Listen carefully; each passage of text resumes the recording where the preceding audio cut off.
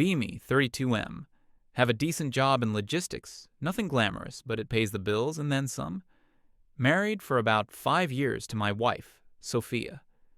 When we met, things were great. Or, at least, I thought they were. She was smart, funny, passionate about her beliefs. I liked that. I thought I'd found the one. Fast forward to a few months ago, and the picture is completely different. I feel like I'm living with a stranger who also happens to be my parole officer. Everything I do is wrong, or not good enough, or somehow evidence of some deep-seated character flaw I wasn't aware I had. It's been a slow burn, this change.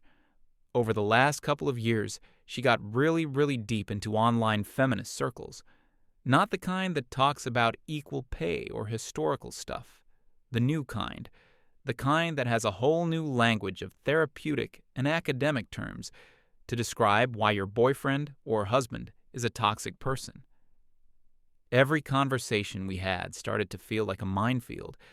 I'd say something completely normal, and suddenly I'm being accused of gaslighting or invalidating her lived experience. I'm a simple guy. I move boxes for a living. I just wanted a peaceful home. Instead, I got a constant, unending performance review for the crime of being a man. I tried to keep up. I really did. I read the articles she sent me. I watched the video essays. I learned the vocabulary. I tried to be more considerate, more aware. I took on more chores around the house until I was doing basically all of them. Cooking, cleaning, laundry, groceries. I figured, hey, if this makes her happy and brings peace, it's worth it. Spoiler, it wasn't. Nothing was ever enough. The house would be spotless, but I'd have used the wrong non-eco-friendly cleaner on the countertops. I'd cook a 3-course meal, but I didn't preemptively ask if she was in the mood for Italian that night, so my effort was actually a form of patriarchal assumption. I'm not exaggerating. This was my life. I felt like I was losing my mind, constantly walking on eggshells, waiting for the next lecture. The physical side of our relationship had also become a tool for her. It wasn't about connection or love anymore. It was a reward, a treat she'd dispense if I'd been a good boy all week. If I initiated, I was being pushy and not respecting her space. If I didn't, I was being distant and emotionally withdrawn. A classic catch-22. The breaking point came on a Tuesday, I think. I'd had a brutal day at work. One of our trucks broke down, shipment was delayed, got chewed out by my boss, the whole 9 yards. All I wanted was to come home, eat something, and just exist. I knew Sophia had a rough week too, so I stopped at the store on the way home. I picked up ingredients for her favorite meal, a specific kind of pasta with a creamy mushroom sauce. It's the meal she always said made her feel better. I spent a solid hour in the kitchen, sautéing the mushrooms, making the sauce from scratch, cooking the pasta perfectly al dente. I even lit a couple of candles on the dinner table. Cheesy, I know, but I was trying. I was always trying. Sophia gets home about 20 minutes after I'm done. She walks into the kitchen, looks at the plate I made for her, and just sighs. It wasn't a normal sigh. It was a sigh of profound disappointment and exhaustion. Derek, really? Pasta? I was confused. Yeah, it's your favorite. I thought you could use a pick-me-up. She shakes her head, not looking at me, already scrolling through her phone. You know I'm cutting out complex carbs. I've been talking about it all week. It's like you don't listen to a word I say. I stood there, holding a spatula, covered in sauce. I genuinely had no memory of her saying this. She probably mentioned it once, in passing, while I was trying to figure out how to fix the leaky faucet she'd been complaining about for a month. She proceeds to make herself a sad-looking salad with some lettuce and a few slices of cucumber. She ate it, standing over the counter, phone in hand, while my carefully prepared meal got cold on the table. I didn't say anything. I just took her plate, scraped it into the trash, and did the dishes.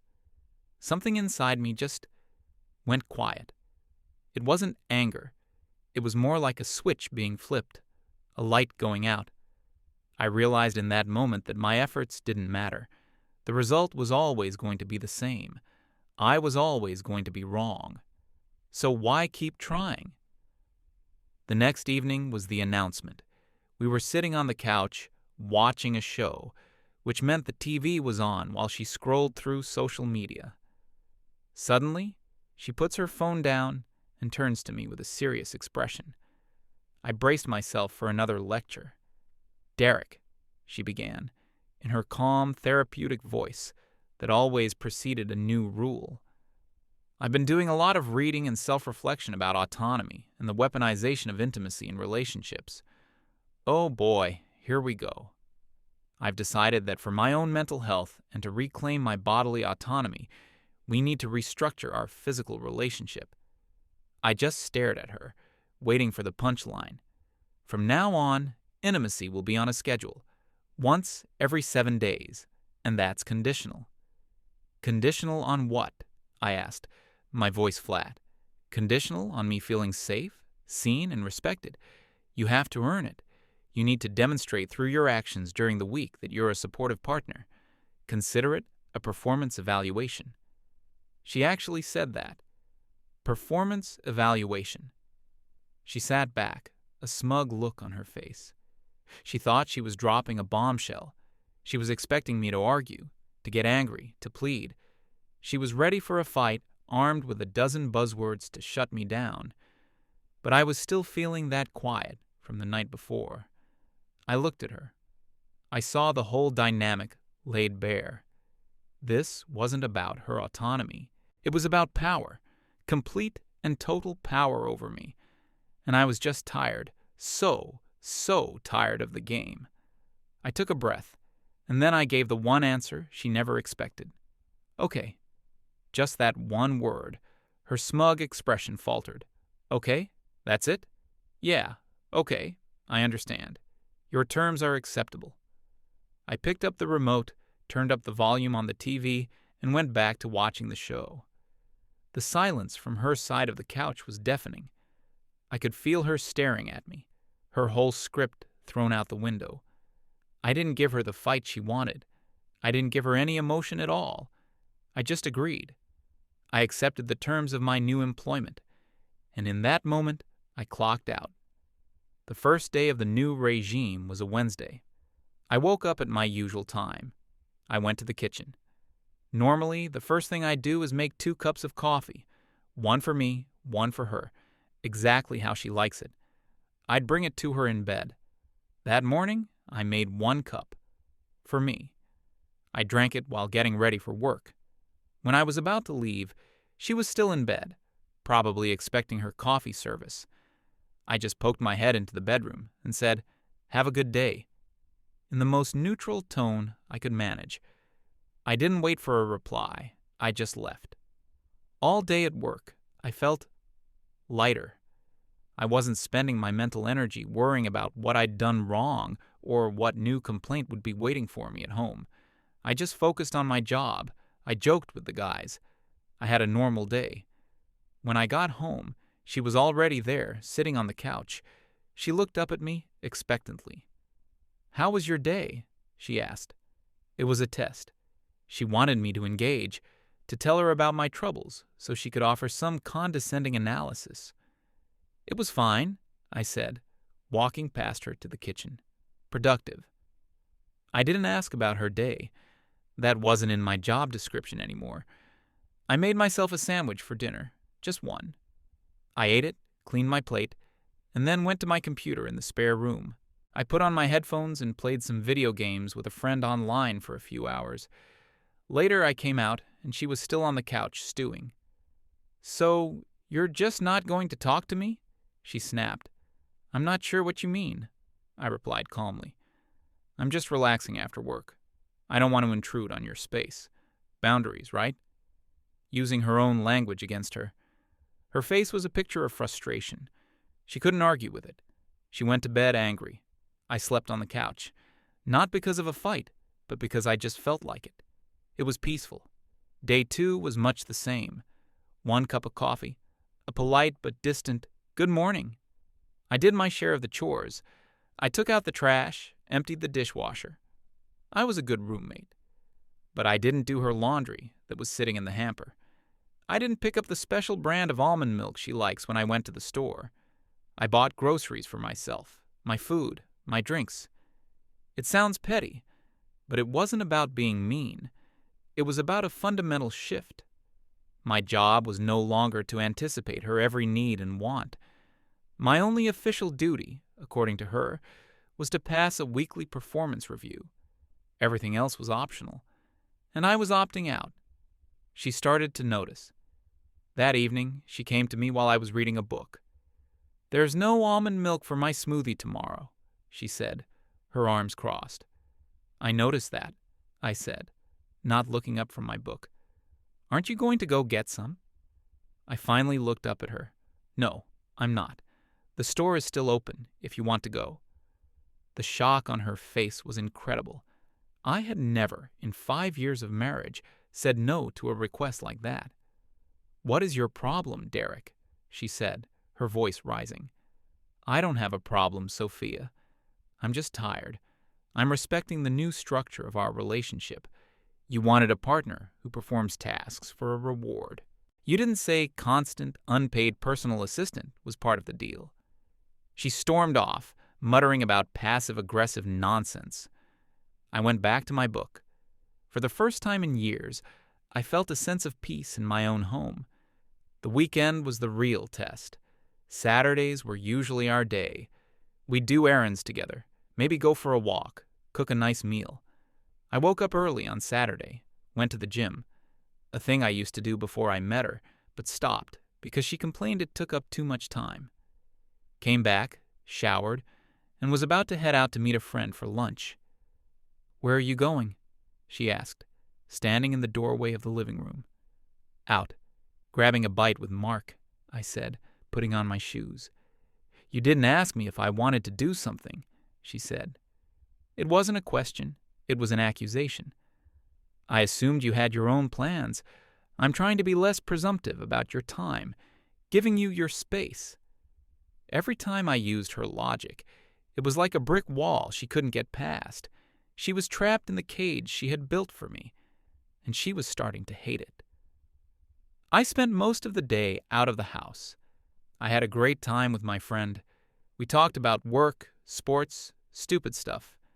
He didn't analyze my every word. It was just easy. He asked how things were with Sophia. I was vague, but I told him she'd set up a new system for our relationship. He's a blunt guy. He just said, "Dude, sounds like she thinks she's your boss. Don't work for free." It was the most validating thing I'd heard in months. When I got home that evening, the atmosphere was thick with tension. Sophia had clearly been stewing all day. She'd tried a new tactic. She'd cleaned the entire apartment, like deep cleaned. And she had cooked dinner, a big, elaborate meal, the kind of thing I used to do for her. "I thought we could have a nice dinner," she said, with a strained smile.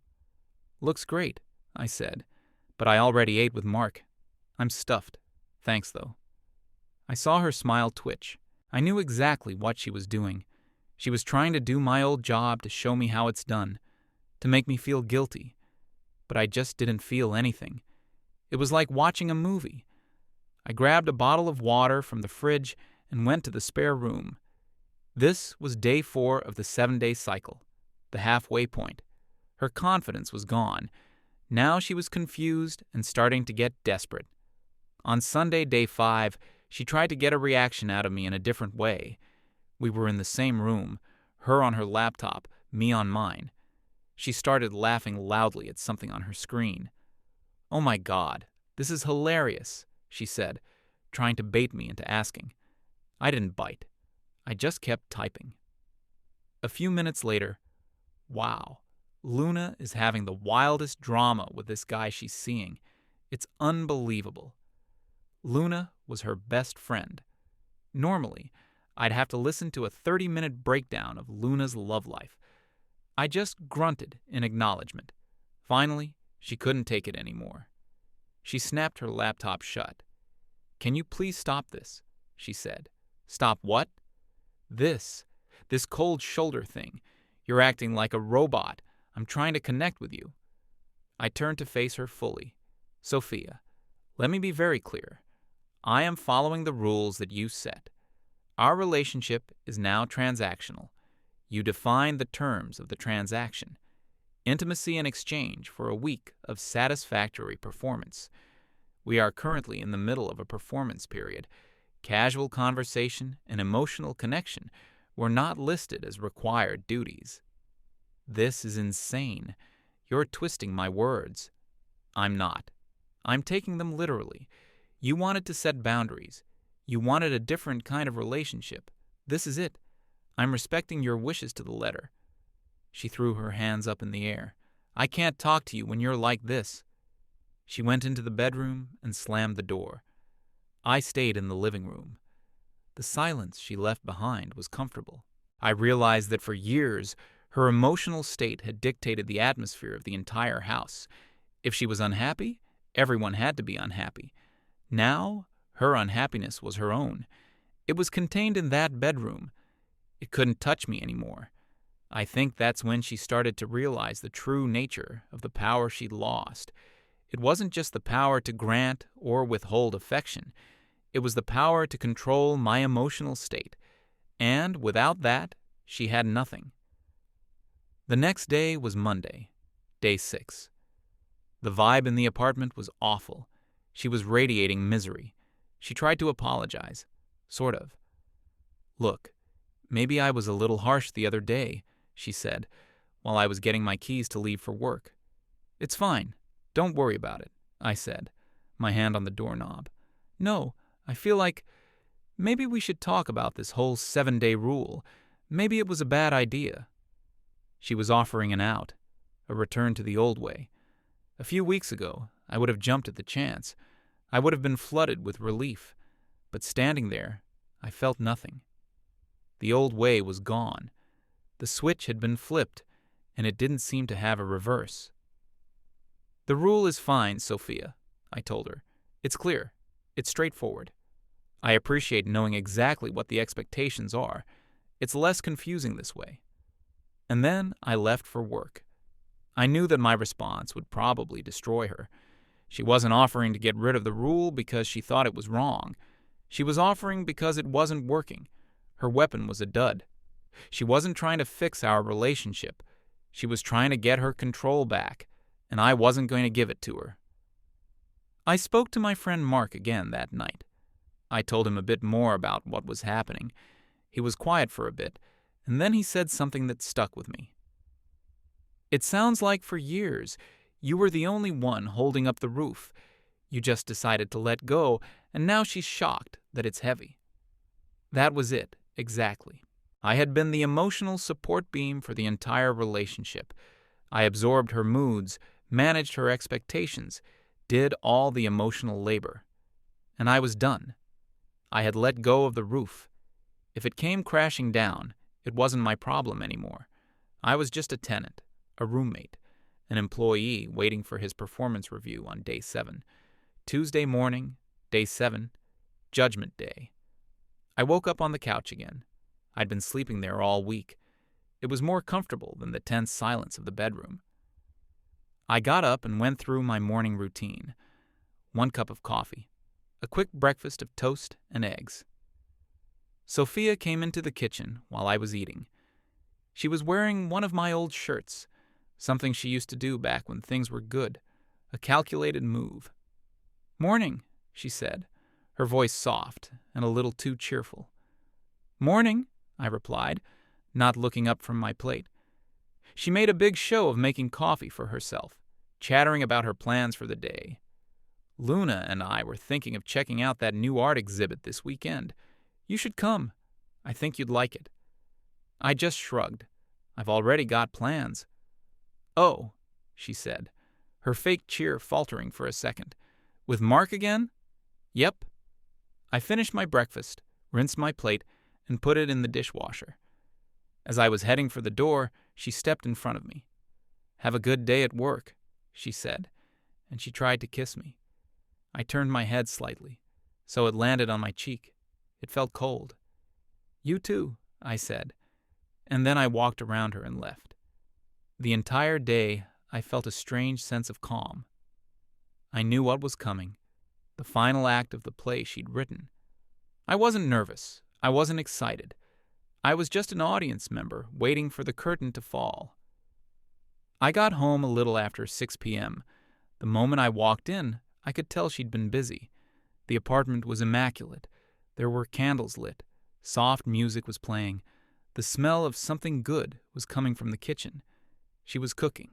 For the second time in a week, after years of me doing it almost exclusively. She came out of the kitchen, wearing a dress I hadn't seen in a long time. She had done her hair and makeup. She was putting in the effort, the final performance for the review. "Hey, you," she said, smiling. "I'm making that chicken dish you like. It'll be ready in about half an hour." "Okay," I said. I went and sat on the couch, picked up a magazine, and started flipping through it. She seemed a bit thrown off that I wasn't fawning over her efforts. She busied herself in the kitchen, making a lot of noise, trying to get my attention. I just kept reading. We ate dinner at the table. It was fine. The food was good. She tried to make conversation. She asked me about work, about my friend Mark, about my plans for the gym. I gave her short, polite answers. I was a model employee being interviewed, professional, detached. I complimented the food. "This is very good. Thank you for making it." Her smile was tight. This wasn't the gushing praise she was used to getting from me after even the smallest effort. After dinner, I helped clear the plates. Again, just being a good roommate. We ended up on the couch. The music was still playing. The mood she was trying to create was so thick you could cut it with a knife. She slid closer to me.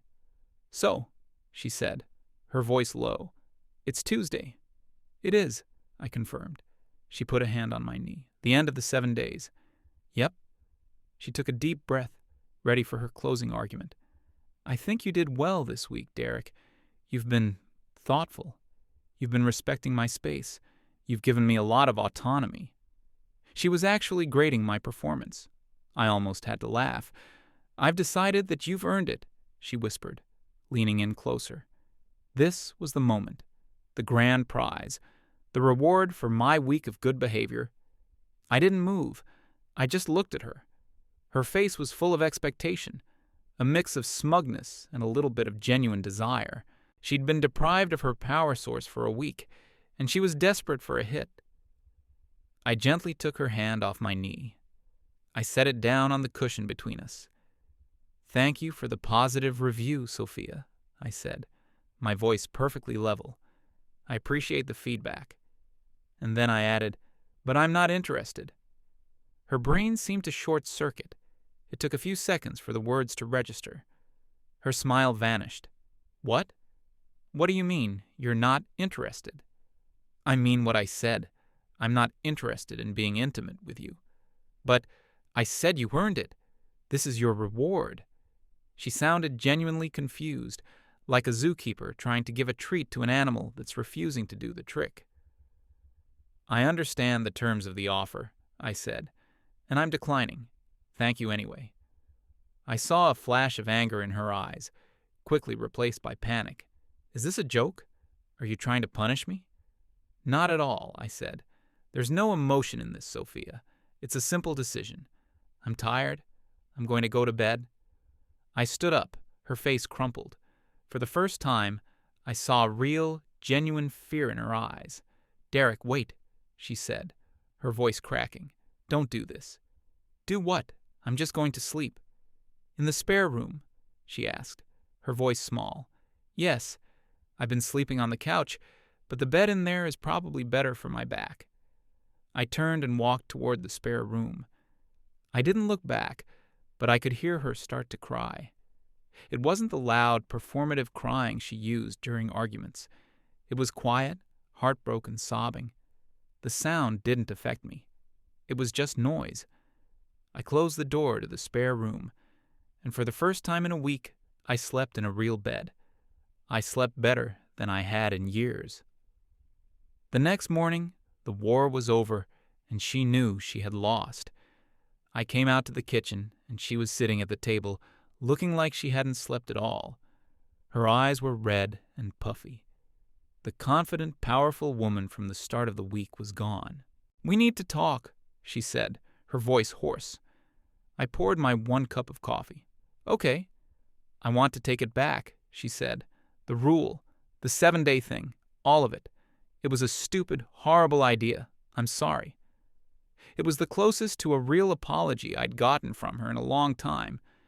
A year ago, it would have been everything I wanted to hear. Now, it was just words. I leaned against the counter and took a sip of my coffee. "It's not about the rule, Sophia." She looked confused. "Of course it is. I was being controlling, and I pushed you away. I see that now."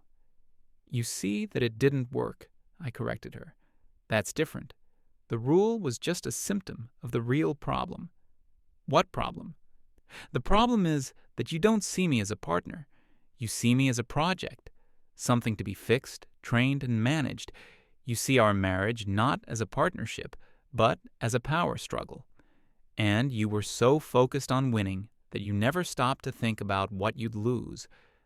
I let that sink in. "You wanted to use intimacy as a weapon," I continued, "a tool to control me. You laid it all out, a performance review, a reward. You turned the most personal, vulnerable part of a relationship into a transaction. And you were shocked when I finally accepted the terms and started treating it like one." She started crying again. "I can fix it, Derek. We can fix it. We can go back." I shook my head slowly. "No, we can't.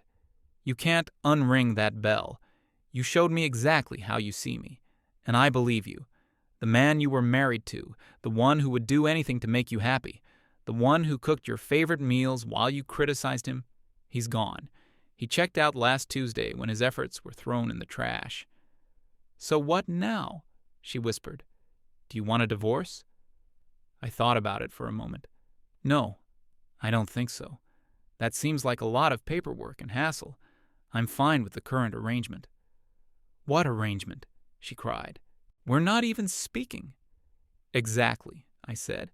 "We're roommates. We share a living space. We're civil. We split the bills. It's simple. It's peaceful. It's the relationship you created, Sophia. The one based on rules and boundaries instead of love and respect. Congratulations. You got what you wanted."